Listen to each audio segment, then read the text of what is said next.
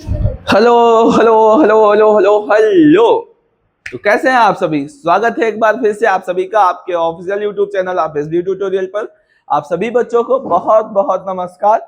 एक बार फिर से आप सभी के बीच में आपकी क्लासेस फिर से लेकर आ चुका हूं एक नए लेक्चर्स के साथ। और उम्मीद करेंगे आपने पिछली क्लासेस को बहुत बेहतरीन तरीके से पढ़ा होगा तो आप जरूर आगे बढ़ेंगे। नहीं पढ़ा हुआ होगा तो जाके पढ़ लीजिएगा। क्लियर? कहूंगा नहीं कि पीछे चले जाएंगे। ठीक है, तो क्लासेस को हम स्टार्ट करने से पहले आप सभी को यही बताएंगे कि धीरे धीरे आपका देखोगे जुलाई पूरा खत्म हो गया है, लगभग अगस्त भी आपका आधा जाने वाला है। अभी 4-5 दिन ऐसे निकाल दोगे 15 अगस्त के चक्कर में। क्लियर?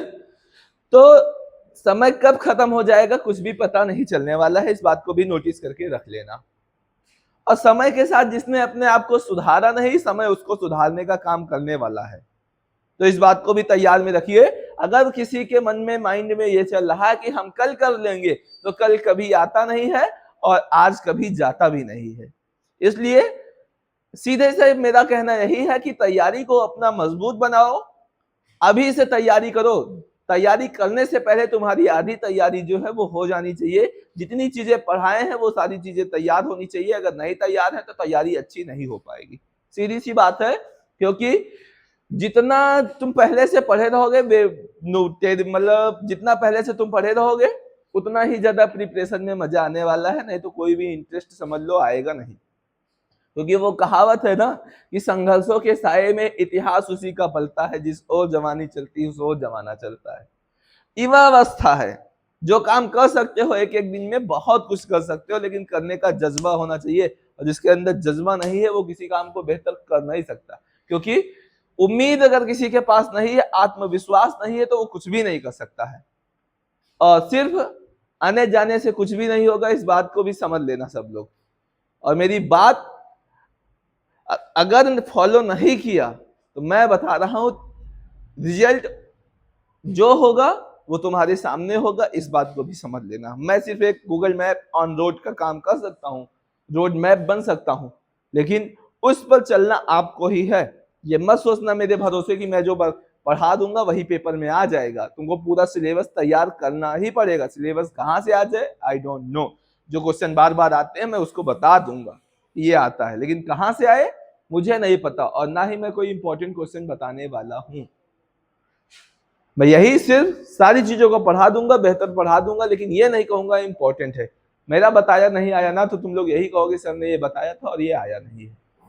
पता है, मुझे हर बार का एक्सपीरियंस है, इसलिए मैं 10th में भी नहीं बताया था, 12th में भी बताने का काम नहीं करूंगा। तो क्लासेस को शुरू करता हूं, और क्लासेस को शुरू करने से पहले एक बात ये भी जानकारी में रखना कि बोर्ड परीक्षा फरवरी में होने ही वाली है, इसमें कोई शक नहीं है। और 15 से 20 फरवरी के बीच में डेट आने वाली है, इसमें भी कोई शक नहीं है। 15 से 20 फरवरी के बीच में परीक्षा स्टार्ट हो जाएगी। 15 से पहले नहीं, 15-20 के बाद नहीं, उससे पहले ही परीक्षा स्टार्ट होगी। चाहे 16 से करने चाहे 18 से करने। और दो डेट हमको बहुत फेमस है, 16-18, 16-18, इसी दो डेट पे परीक्षा स्टार्ट होती है। और पहला पेपर हिंदी का भी रहेगा, ये भी मैं पहले बताते रहा हूँ तुम लोग को। क्यों? पहला किस चीज का रहता है? तो खैर क्लासेस को शुरू करते हैं। और हम जानते हैं कि इससे पहले में हम लोगों ने पढ़ा था, अब हमारा जो कंडीशन है वो पांचवा कंडीशन है, जब वस्तु कहां पर हो? फोकस पर हो। अच्छा, जब वस्तु अनंत पर था तो प्रतिबिंब कहां पर बना था? फोकस पर। लेकिन जब वस्तु फोकस पर होगा तो प्रतिबिंब जो है वो कहां पर बनेगा? आइए बात करते हैं। तो सबसे पहले हम वस्तु को कहां रख देंगे बोलो?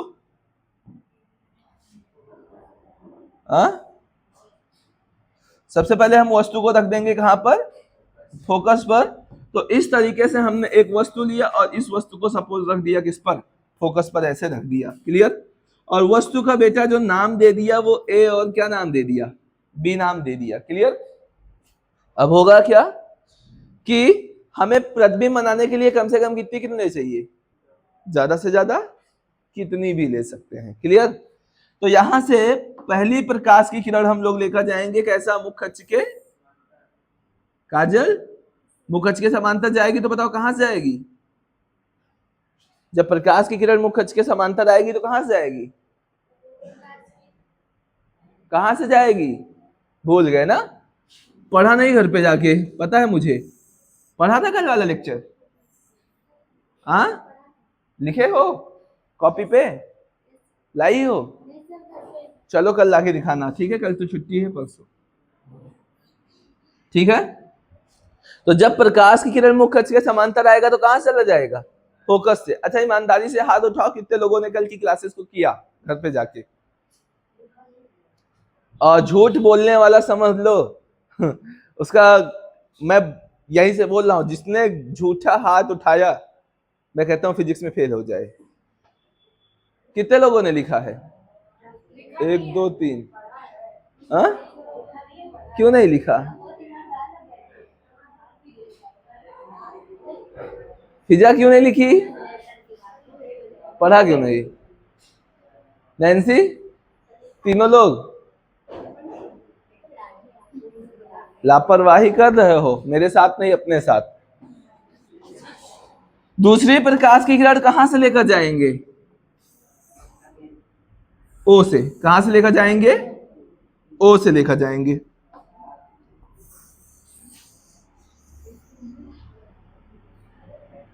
ऐसे लेकर जाएंगे, क्लियर।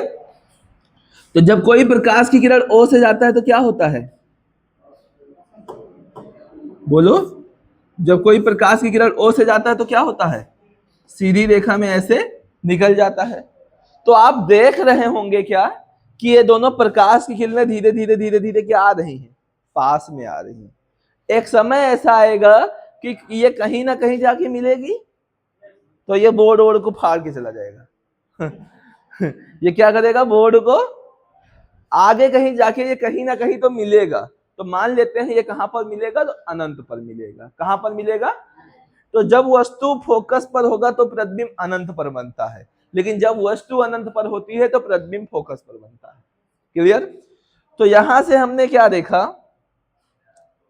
यहां से हमने क्या देखा, ठीक है, कि हमारा जो वस्तु की स्थिति होने वाला है, क्या होने वाला है, वस्तु की स्थिति, क्लियर। और उसके बाद किसकी स्थिति, बोलो कि किसकी स्थिति, प्रतिबिंब की स्थिति, ठीक है। उसके बाद प्रतिबिंब का आकार, ठीक है।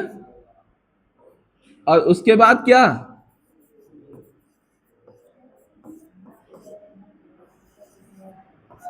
उसके बाद प्रकृति।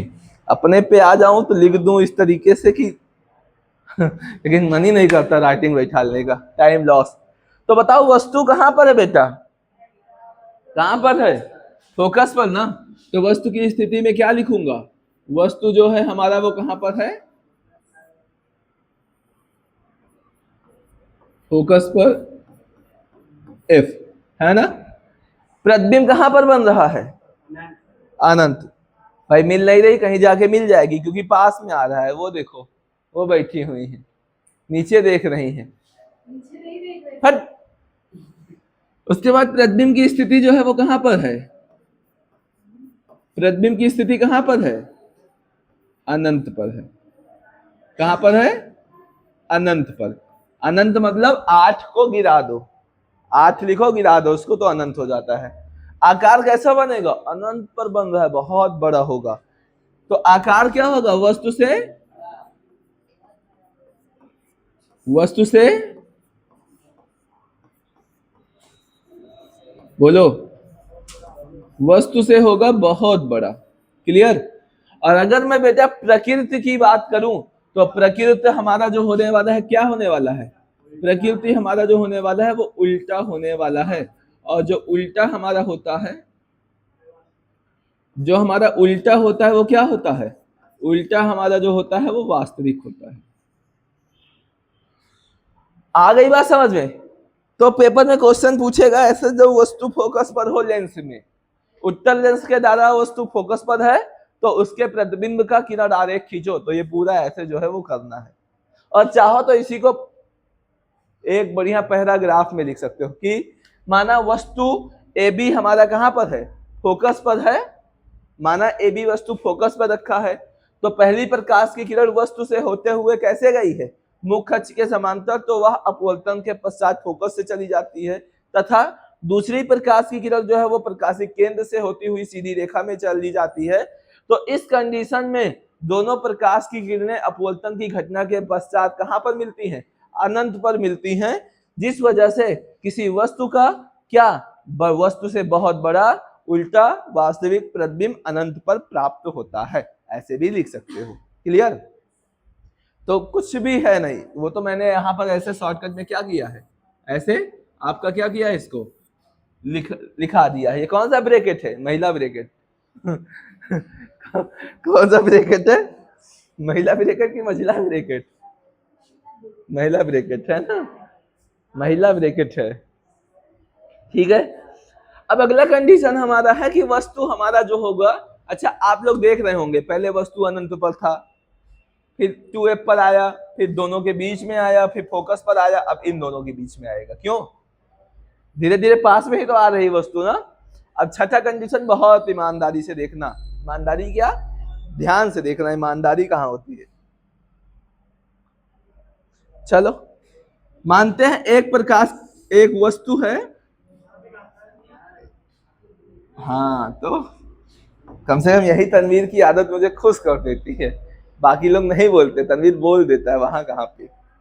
चल इन लोग को नहीं दिखा, सोचने की क्षमता भले वो थोड़ा सा कमजोर हो, कोई दिक्कत नहीं है, लेकिन खुद सोच लो अपने इतने सारे लोग बैठे हुए हो, लेकिन वो अकेला जवाब दे रहा है। एक महीने में एक बार उसका एक बार पूरी क्लास का ना बोलना, एक बार वो हमेशा जीतने के बराबर है। तनवीर कोई नहीं, मैं तुम्हारे साथ खड़ा हूं ना। वस्तु है और वस्तु को मैंने मान लिया क्या, तिरछा है, हाँ?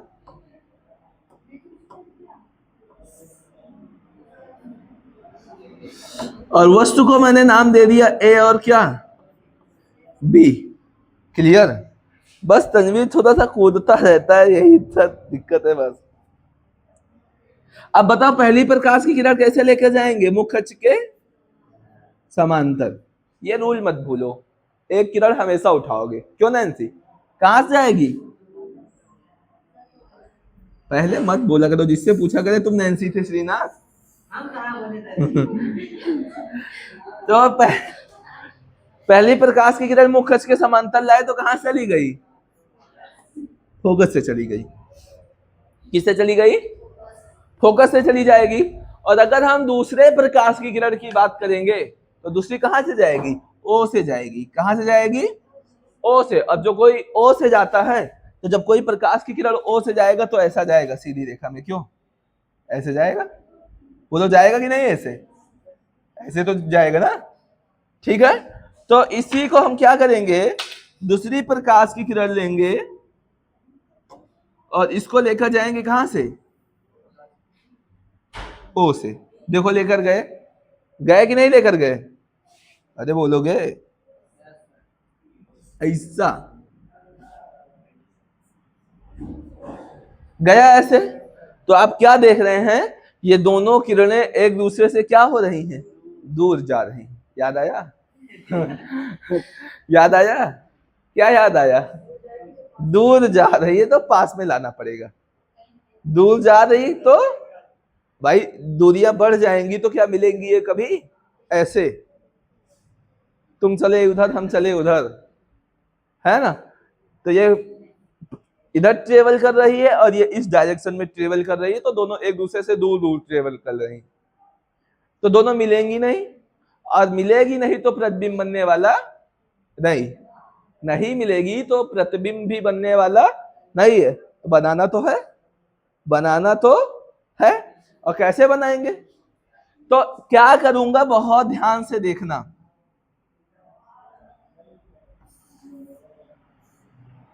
करूंगा क्या, बहुत ध्यान से देखना, डैश डैश करके खींचना है। क्लियर? जो प्रकाश की किरण टकराने के बाद मुड़ गई है, जो प्रकाश की किरण मुड़ गई है, इसी को डैश डैश करके पीछे की ओर बढ़ा लेंगे। तो ये किरण मुड़ी है यहां से ना, जहां से मुड़ी है उसको ऐसे सीधी रेखा में पीछे की ओर ऐसे बढ़ा देंगे, और ये वाली तो सीधी निकल गई तो इसको भी ऐसे क्या करेंगे, पीछे की ओर बढ़ा लेंगे। तो दोनों जहां पर मिलेगी यहीं पर क्या बन जाएगा, जहां पर मिलेगी यहीं पर क्या बन जाएगा, प्रतिबिंब बन जाएगा। ठीक है, और इसका नाम हो जाएगा बी है तो इसका नाम क्या हो जाएगा, बी डैश, और इसका नाम हो जाएगा क्या, ए डैश। अब वस्तु सीधा है ना, तो उसका प्रतिबिंब भी कैसा बन रहा है, सीधा बन रहा है। सब में उल्टा, लेकिन लास्ट कंडीशन जो है 6 नंबर वाला, उसमें प्रतिबिंब कैसा बन रहा है, सीधा बन रहा है। अच्छा लगा। तो अब करूंगा क्या, प्रतिबिंब हमारा सीधा बनता है, इसीलिए आपने देखा होगा कि छोटे अक्षर, जैसे कहीं किताबों में छोटे अक्षर लिखे हुए हैं, क्या लिखा हुआ है, छोटे अक्षर। तो छोटे अक्षरों को पढ़ने के लिए किसका यूज करते हैं, उत्तल लेंस का। क्यों, क्योंकि यह प्रतिबिंब को क्या करता है, सीधा बनाता है और वस्तु से बड़ा। तो छोटे अक्षर को बड़ा देखना है तो कौन सा लेंस यूज करेंगे, उत्तल। अवतल क्यों नहीं यूज करेंगे, अभी उसका भी रीजन जो है वो हम क्या करेंगे, बताते हैं। क्लियर, देख लो चश्मा, चश्मे में सब कुछ रखा है, यहाँ कुछ नहीं रखा है। क्या बताया अभी, क्यों क्यों, बस हो गया, पीछे बनता है। जब सुनोगी नहीं सही से ना, तो क्योंकि वस्तु का प्रतिबिंब बड़ा बनता है इसलिए छोटे अक्षरों को पढ़ने के लिए उत्तल लेंस का यूज करते हैं। ठीक है, तो उत्तल लेंस का यूज क्यों करते हैं, अवतल का क्यों नहीं करते। अवतल तो प्रतिबिंब को सीधा बनाता है ना, लेकिन वो छोटा बनाता है, छोटे अक्षर को और छोटा कर देगा, वस्तु को छोटा कर देता है। लेकिन हमारा जो उत्तल लेंस है वो वस्तु को क्या कर देता है, बड़ा कर देता है। अभी कैसे, आइए उसके बारे में भी देखेंगे। तो बताओ ये चीजें समझ में आई कि नहीं समझ में आई, हाँ क्या यस सर, क्या यस सर, अभी देखना। तो वस्तु की स्थिति, दर्पण की बात नहीं कर रहे हैं, ये लेंस है, और क्या, उत्तल लेंस, अवतल कौन सा, तुम्हारे में कैसे पता तुमको,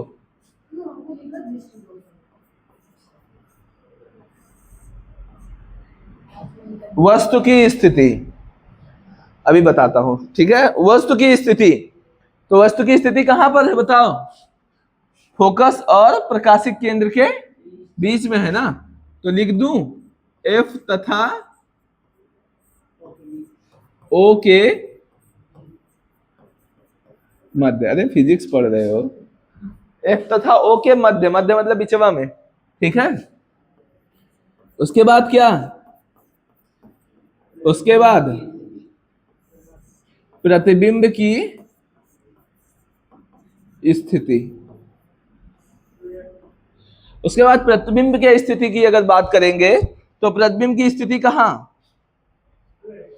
बोलो, वस्तु के पीछे, वस्तु के पीछे। तो यहां पर लिखेंगे वस्तु के, वस्तु के पीछे। क्लियर है।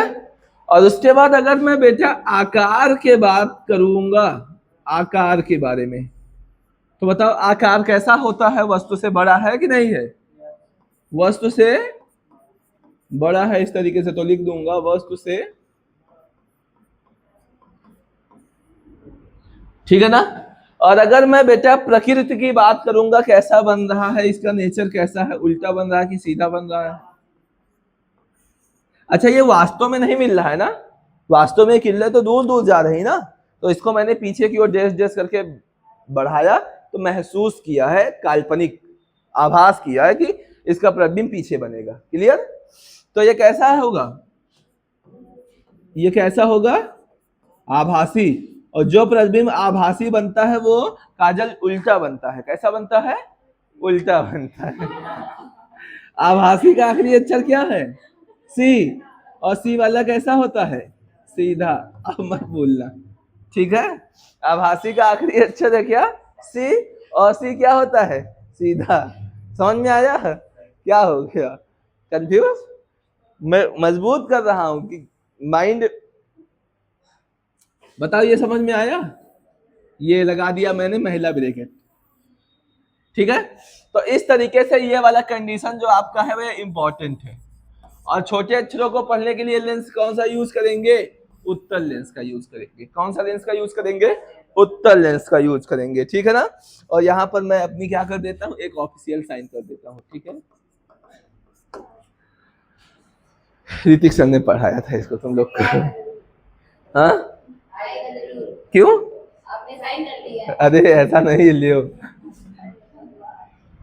ठीक है। आ जाए तो कसम बंदूक की। अब हम पढ़ेंगे उत्तल लेंस की जगह अवतल लेंस की। किसके बारे में पढ़ेंगे? अवतल लेंस के बारे में पढ़ेंगे। क्लियर? तो धुंधला धुंधला दिख रहा है वो।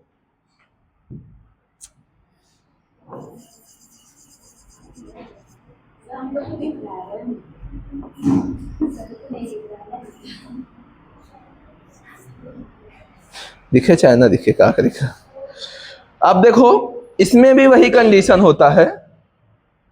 अवतल लेंस के द्वारा प्रतिबिंब के बनने में भी बेटा वही कंडीशन होता है। एक कंडीशन में वस्तु कहां पर होगा? पहला कंडीशन जो होगा, वस्तु जो होगा वो कहां पर होगा? अनंत पर होगा।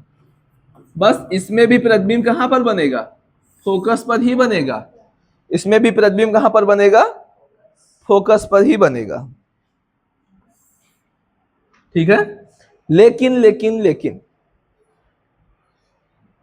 इसमें आभासी बनेगा। कैसा बनेगा? आभासी बनेगा। तो करूंगा क्या? पहली प्रकाश की किरण लेके चलता हूं। कैसे? मुखच्छ के समांतर। अनंत पर है तो वस्तु को रखा जाएगा ना? नैन्सी नहीं रखा जाएगा। हाँ, अनंत पे वस्तु तो रखेंगे ना? बोलो। रखा जाएगा हर्ष की नहीं रखा जाएगा? अनंत पर वस्तु रखा जाएगा ना? यस ना? हाँ, तो कभी भी अनंत पर वस्तु रखते नहीं है। और जब कभी फिजा बताना, शांत रहो, जब वस्तु अनंत पर नहीं रखा जाएगा तो प्रतिबिंब हमेशा दोनों प्रकाश के मुख्य अक्ष की समांतर ही तो आएगी। सही बोलने में भी घबरा रहे हैं। मुख्य अक्ष के समांतर ही तो आएगी। हाँ बोलो भाई, जब वस्तु अनंत पर है तो प्रकाश की किरणें हमेशा मुख्य अक्ष के क्या आएंगी? क्यों आएगी ना? तो देखो पहली प्रकाश की किरण ऐसे लाएंगे मुख्य अक्ष के समांतर, ठीक है। और दूसरी भी लाएंगे मुख्य अक्ष के समांतर। तो हमको पता है, अच्छा ये O होता है ना, बुला गए थे उसको। तो हम जानते हैं अवतल लेंस क्या करता है? प्रकाश की किरणों को फैला देता है, ऐसा।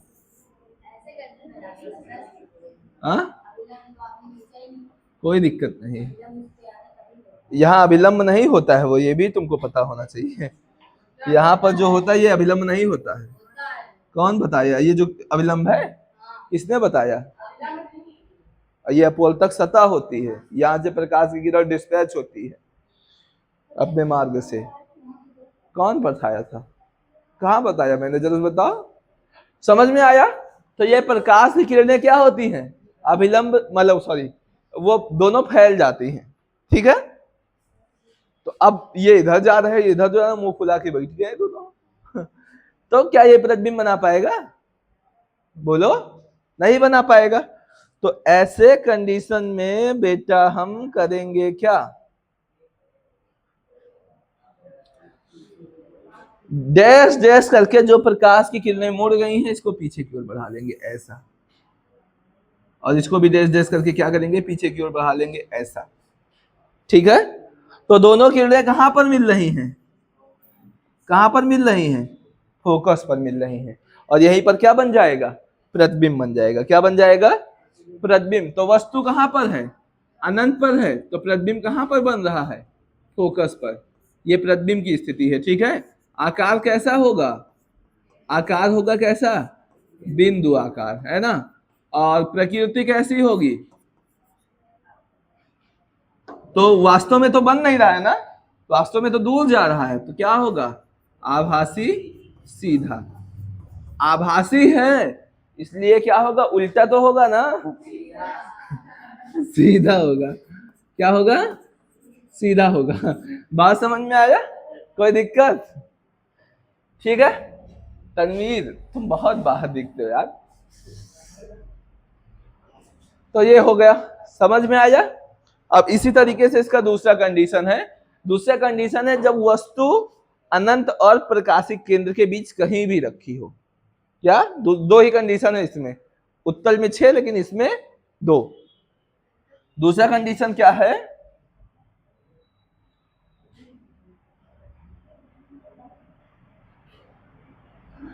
दूसरा कंडीशन क्या है, जब वस्तु कहां पर हो, जब वस्तु बोलो अनंत तथा प्रकाशिक केंद्र के बीच हो। जब वस्तु अनंत तथा प्रकाशिक केंद्र के क्या हो, बीच हो, तो प्रतिबिंब जो है वो कैसे बनता है, आइए बात करते हैं। ठीक है, तो हम एक वस्तु लेते हैं, कहीं भी रखना है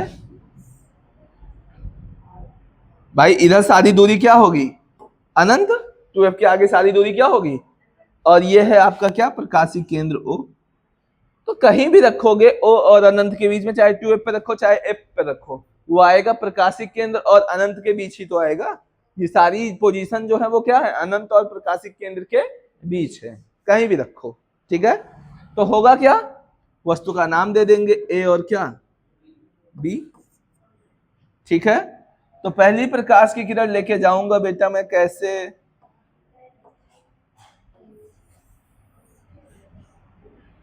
पहली प्रकाश की किरण में लेके जाऊंगा कैसे, ऐसे।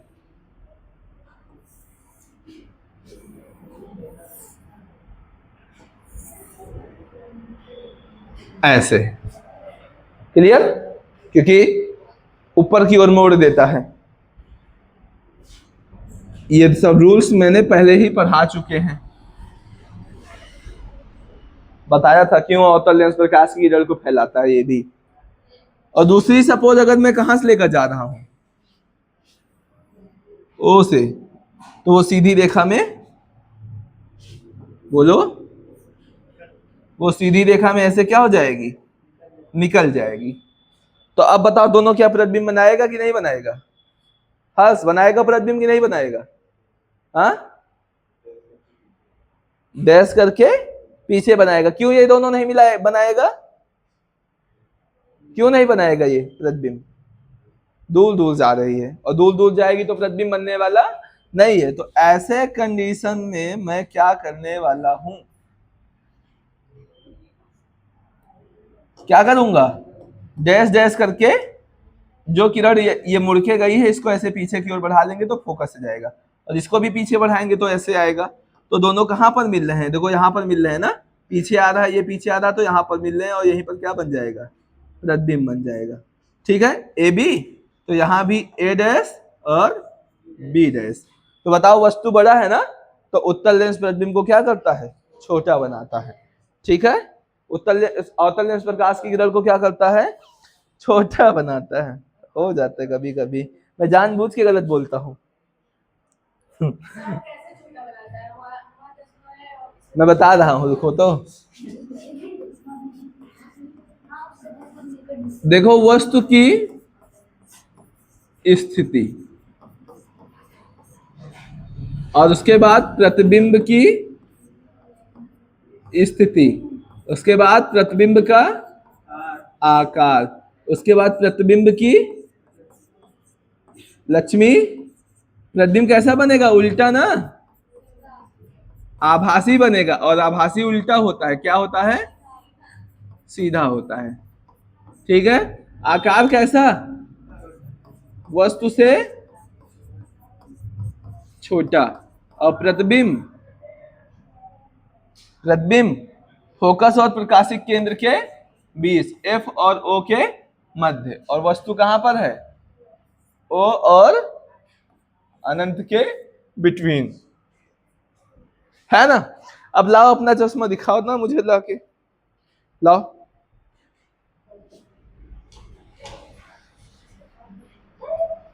कौन सा दोस्त है तुमको? पता नहीं, तुमको पता है? मुझे लगता है। अब देखो, ये अगर उत्तल लेंस है, अच्छा दिखता है मेरे को तो। अगर ये उत्तल है तो ये प्रतिबिंब को बड़ा बनाना चाहिए, अगर ये अवतल है तो ये प्रतिबिंब को छोटा बनाना चाहिए। अब देखो यहाँ पर लिखा है बीच में ना, और छोटा हो गया। आ? दिख नहीं रहा है छोटा? अरे तो अवतल है तो छोटा नहीं बनाएगा, है कि नहीं है भैया? देखो दिख रहा है ना, छोटा बना रहा है ना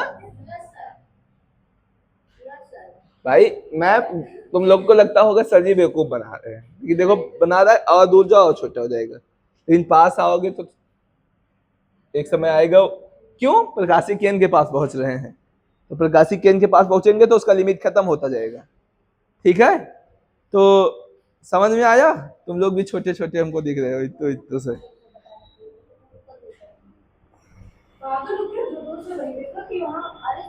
है ना, तो इस तरीके से अभी कैमरे में देख सकते हैं आप लोग। देखो ये देख रहे हो, इधर देखो, है ना। ये तो वो वाला फिल्टर हो गया, क्यों?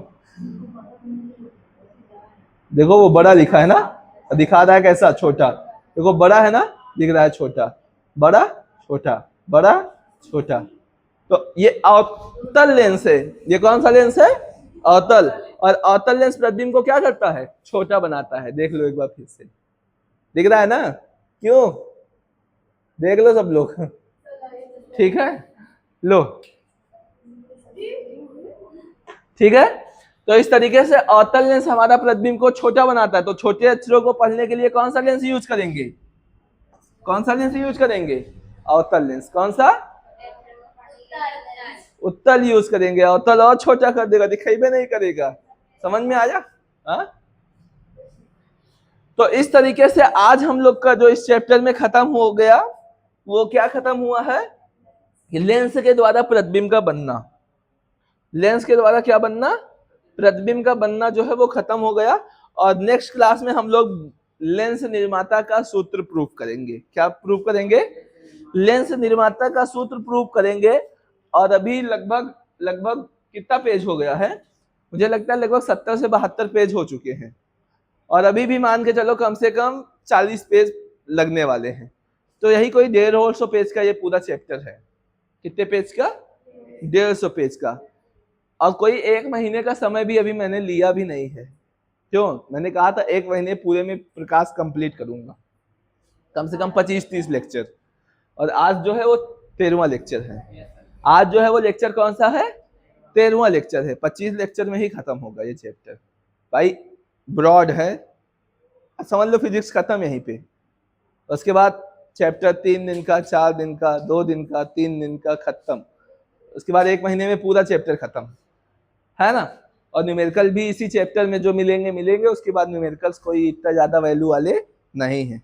परमाणु नाभिक का आता है 1-2 न्यूमेरिकल पेपर में, है ना, तो उसको कराना है और इस चैप्टर से कराना है। बाकी इतना ज्यादा न्यूमेरिकल्स का रोल इसमें फिजिक्स सेकेंड में नहीं है। सबसे ज्यादा न्यूमेरिकल्स आपको फिजिक्स फर्स्ट से मिलने वाले हैं।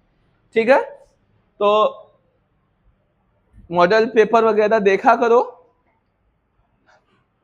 और तुम लोगों का पेपर मेरे पास रखा हुआ है। पेपर चाहिए कि नहीं चाहिए? पेपर चाहिए? बोलो। कोई शर्त नहीं है, कोई प्रॉफिट नहीं है। प्रिंट का पेमेंट करना पड़ेगा।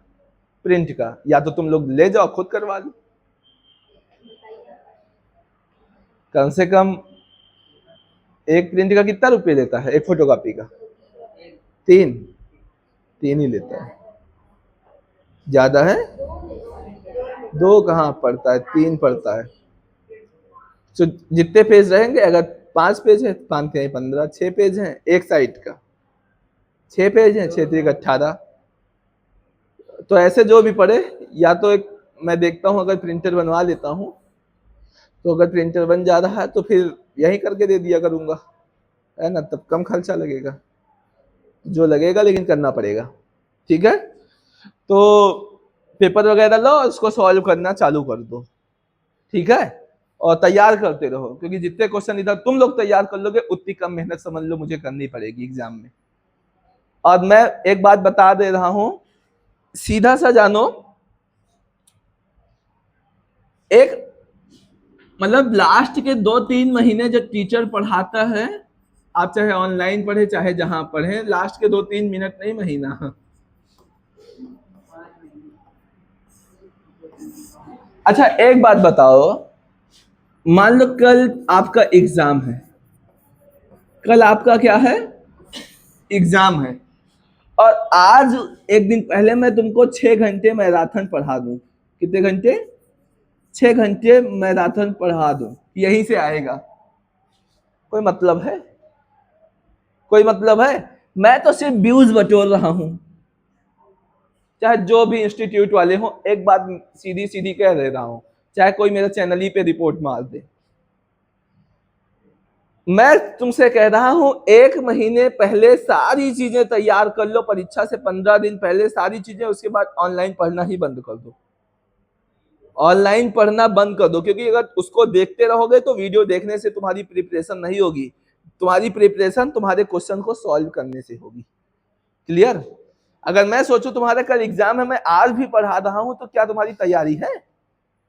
नहीं है। और एक चीज बताओ, एग्जाम अगर टीचर के पढ़ाने से किसी का एग्जाम अच्छा हो जाए, टीचर के पढ़ाने से किसी का रिजल्ट अच्छा आ जाए, तो कोई मतलब समझ लो ऐसा हो ही नहीं सकता कभी भी। भाई कल आपका एग्जाम है और आज टीचर आज भी पढ़ा रहा है, कोई मतलब नहीं है। ठीक है ना?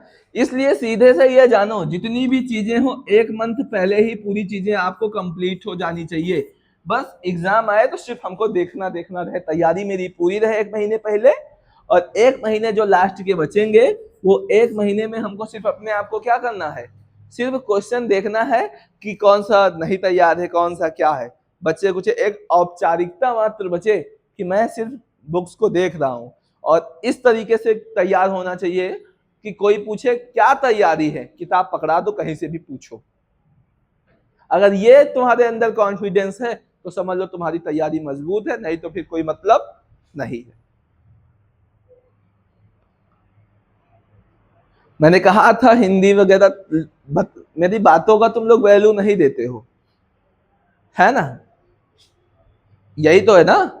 मैंने कहा था गर्मी की छुट्टियों में हिंदी इंग्लिश ये सब तैयार कर लेना, किसी ने नहीं किया। तुम लोग कह रहे हो सर आप टीचर हैं, हम लोग की चिंता नहीं करते हैं, मैथ की कोचिंग बता दीजिए, कहीं पे केमिस्ट्री की बता दीजिए। तुम लोग खुद ही अपना भविष्य खराब कर रहे हो, कर रहे हो कि नहीं कर रहे हो? भाई जो चीज मैंने कहा किया तुम लोगों ने, कुछ नहीं किया। तुम्हारे लोग के कहने पे मैंने केमिस्ट्री की क्लासेस चलाई थी, मैं पीडब्ल्यू से भी खरीद के तुम लोग को सोचा था दे दूंगा, आफ्टर मतलब एग्जाम टाइम की रिवीजन तुम लोग का हो जाएगा, लेकिन क्या किए, घर पे पढ़ नहीं रहे हो, फिजिक्स तो पढ़ नहीं रहे हो, केमिस्ट्री कहाँ से पढ़ रहे हो मैं जानता हूँ। कितने लोग पढ़ रहे हो ईमानदारी से बताओ? 1-2 पूरी क्लास रोज केमिस्ट्री, और बाकी लोग?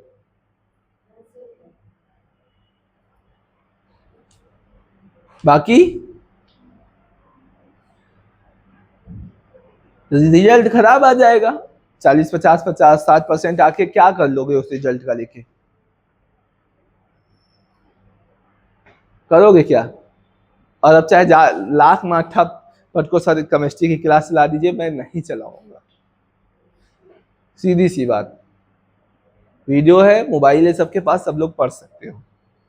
जब चल रही थी तो लोग, चलो तो ठीक है, तो आज की क्लास को यहीं पर हम क्या करेंगे, खत्म करेंगे, थैंक यू करेंगे। और नेक्स्ट क्लास में पढ़ाएंगे तुम लोगों को लेंस निर्माता का सूत्र। तो इतनी चीजों को बेहतर तरीके से तैयार करके आना। अगर एक बात ये भी जानो कि अगर एक टॉपिक छोड़ोगे तो तुम्हारा 10 टॉपिक समझ लो छूट गया। वो तो कहो एक समझ लो मौका है, तुम लोगों के पास मौका रहता है, इतनी सुविधाएं मिल रही कि जो पढ़ रहे हो छूट गया, चलो घर पे जाके देख लेंगे।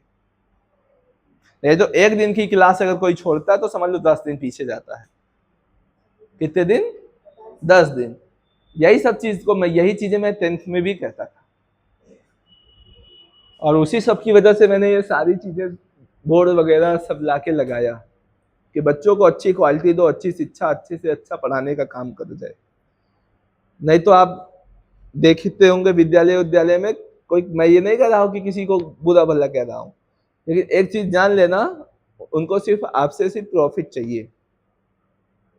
गवर्नमेंट विद्यालय की बात नहीं कर रहा हूँ, प्राइवेट की बात कर रहा हूँ। उनको कोई इतनी ज्यादा चिंता नहीं है कि आपका भविष्य बने ना बने, उनको सिर्फ इस बात की चिंता है कि आपका फीस जमा हो रहा है कि नहीं जमा हो रहा है। भाई जो गवर्नमेंट में है वो तो है, लेकिन जो प्राइवेट में पैसा खर्च कर रहे हैं, क्या वहां की फैसिलिटी अच्छी है? एसी और कूलर में बैठने से शिक्षा का आनंद नहीं आ सकता है।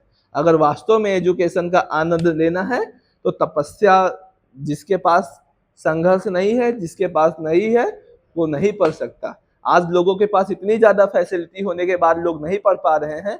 आज से इतने समय पहले, कुछ समय पहले, आज से 10 साल 15 साल पहले, क्या लोगों के पास कोई सुविधा नहीं थी, तब भी लोग पढ़ते थे, और यहाँ तक का स्लेट पे लिखते थे, पढ़ते थे, रफ कर देते थे। क्या तब कोई इंजीनियर नहीं बना? क्या तब कोई डॉक्टर नहीं बना?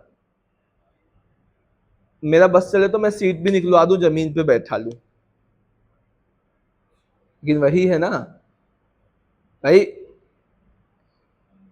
कलाम जी को तो जानते होगे, अब्दुल कलाम, डॉक्टर एपीजे अब्दुल कलाम, माननीय है ना। तो क्या उनके पास उन्होंने कोई सुविधा ली थी? और इतने बड़े लेवल पर साइंटिस्ट बने, इतने बड़े लेवल पर मिसाइल मैन के नाम से जाने जाते हैं। तो क्या उनके पास ऐसी सुविधा थी, ऐसी कूलर वाली? क्या उनके पास कोई फोन वाली सुविधा थी? लेकिन क्या कहलाए? देश के मिसाइल मैन कहलाए। तो सीधी सी मैं एक बात ये जानता हूं कि शिक्षा लेने वाले कभी भी सुविधा नहीं ढूंढते हैं। सीधी सी बात ये जान लो।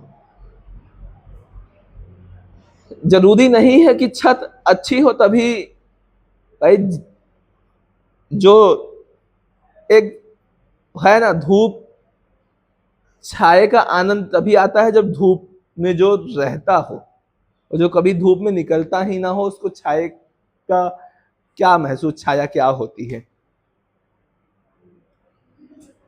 तो किसी को बिना संघर्ष के कुछ पकड़ा दोगे हाथों में ना, तो उसको वैल्यू नहीं देगा। लाके किसी को अभी कुछ भी किया नहीं, हाथों में फोन पकड़ा दो, अच्छे अच्छे कपड़े पकड़ा दो, अच्छा अच्छा सामान दे दो, कोई मतलब नहीं। उसको पाई पाई का संघर्ष दिखाना पड़ेगा। और हमारा तो आज का जो ये मानना है कि गार्जियन ही, मुझे लगता है, अपने बच्चों का भविष्य खराब कर रहा है। पहले बात तो उनको इतना टाइम नहीं है अपने उनके टीचरों से बात करने का कि मेरा बेटा पढ़ाई में कैसा है, क्या है। कभी कोई पूछने ही नहीं जाता स्कूल में। बस फीस जमा करवाने की बारी कहो तो गार्जियन ये कहेगा कि क्या पढ़ाते हो, क्या नहीं पढ़ाते हो, जाओ स्कूल देखो। बहुत सारे, जिस दिन स्कूल से नोटिस गई उस दिन गार्जियन पहुंच जाता है स्कूल, बच्चा मेरा कमजोर है। नहीं तो कोई गार्जियन कभी स्कूल तक जाता तक नहीं है। बहुत सारे विद्यालय, तुम ही लोग बोल लो, जितने भी गार्जियन है, क्या जाते हैं कभी पेरेंट्स पढ़ाई को लेके बात करने? बताओ सब लोग, किसी के भी गार्जियन किसी टीचर से बात करते कि मेरा बच्चा कैसा है पढ़ने में? नहीं है।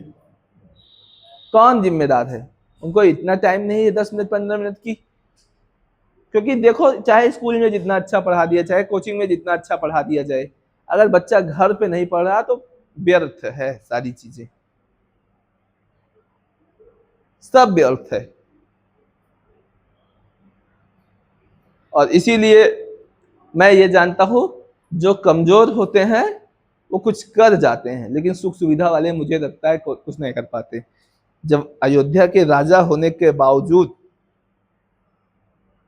इतनी बड़ी फैसिलिटी होने के बाद वो पूरे अयोध्या का त्याग करके वनवास 14 साल तक गए हैं। तो वही है ना कि सुख सुविधा में रह के कोई कभी राम नहीं बन सकता। अगर राम जैसा बनना है तो संघर्ष और बलिदान दोनों करना पड़ेगा। बताओ, उनसे बड़ा बलिदान हो सकता है क्या? पिताजी का बलिदान हो गया। ये सारी स्टोरी एक इमोशनल स्टोरी है, उसको फील करना आना चाहिए। लेकिन जिनको कुछ भी अपनी जिंदगी में करने का कुछ भी नहीं है, इधर उधर घूमते रहते हैं, उनको ये सारी चीजें इमोशनल नहीं लग सकती। लेकिन जरा सा आज अगर नहीं पढ़ोगे, कल बहुत दिक्कत परेशानी होने वाला है। और वो कहते हैं ना, 11th और 12th ऐसा समय होता है जो अपने आप को बेहतर बनाना और अपने आप को बिगाड़ना यहीं पर डिपेंड करता है कि अपने आप को आप क्या बना सकते हैं। इसीलिए अगर अब डॉक्टर एपीजे अब्दुल कलाम की बात करूं, तो जब वो मतलब इसरो में, मतलब पहले तो आजादी के समय में भारत आजाद हुआ था, तो उसके बाद 1947 में आजाद हुआ, और उसके बाद कोई भी ऐसी सुविधा हमारे पास हुआ नहीं करती थी कि हमारे बच्चों को पढ़ने लिखने का, ये सब चीजें बहुत ज्यादा सुविधा नहीं थी। तो जब फोन वगैरह से बात करने की सुविधा 1965 तक भी नहीं थी, 1965 तक भी नहीं थी, और बाकी देश इस पे काम करते थे। तो उस समय 1965 ईस्वी में क्या किया गया, Indian space research of organisation, ISRO जिसे कहते हैं, उसको बनाया गया। क्या बनाया गया? उसको बनाया गया, मतलब संघ बना ये इसरो, ये एक एजेंसी बनी। और तब भारत ने डिक्लेयर किया 1965 में ही कि हम भी अंतरिक्ष पर काम करने चले हैं। तो पता है, जब ऐसा भारत ने डिक्लेयर किया तो अमेरिका ने अपने यहाँ न्यूयॉर्क समटाइम्स वहां का एग्जाम होता है, और वहां पे पता है क्या छापा, एक ऐसा देश जिसको खाने की 2 वक्त की रोटी नहीं नसीब होती है, वो भी स्पेस पे काम करने चला है। मजाक बनाया है ना। अच्छा, कुछ समय बाद डॉक्टर एपीजे अब्दुल कलाम जब उसमें आए, तो वहीं से इसरो को अलग दिशा देने का काम किया गया। हालांकि उससे पहले भारत ने आर्यभट्ट नाम का एक सैटेलाइट लॉन्च किया। आर्यभट्ट नाम का सैटेलाइट लॉन्च किया, पहला सैटेलाइट। पैसा भारत का था, सब कुछ भारत का लगा था, लेकिन वो रूस के सहायता से किया, इसलिए क्रेडिट रूस लेके चला गया। उसका पूरा क्रेडिट गया किसको? रूस को गया।